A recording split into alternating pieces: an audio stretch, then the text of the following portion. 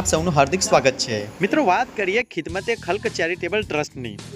આજે તારીખ 2/11/2025 રવિવારના રોજ અલી મસ્જિદ સામે આવેલ ખિદમતે ખલ્ક ચેરિટેબલ ટ્રસ્ટ દ્વારા નોલેજ સ્પર્ધાનું આયોજન કરવામાં આવ્યું હતું।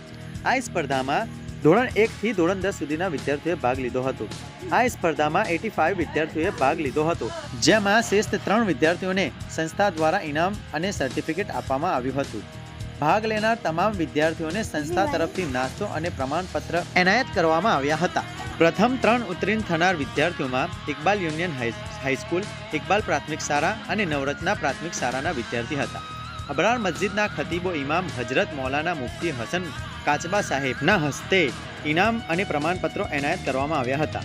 સંસ્થાના મુખ્ય વહીવટદાર મૌલાના યાસીન ખંડુ તથા હાફિઝ ઇસ્માઇલ, શહેજાદ ખંડુ સાહેબ, અહેમદ કંજરિયા સાહેબ, અયુબ ધંત્યા સાહેબ, મૌલાના ઇલિયાસ હાજર રહ્યા હતા અને આ કાર્યક્રમને સફળ બનાવ્યું હતું। અને ખિદમતે ખલ્ક ચેરિટેબલ ટ્રસ્ટ કેટલું સરસ કામ કરી રહ્યા છે। વિદ્યાર્થીઓમાં ઉત્સાહ વધે અને તેમનું નોલેજ વધે તે માટે નોલેજ સ્પર્ધા યોજાઈ હતી। આ ખરેખર એક ખૂબ જ અગત્યનું કામ કરી રહ્યા છે। આ સાથે પ્રેસ રિપોર્ટર સિદ્દીક તપ, તંત્રી યોગેશ કુમાર કાછિયા।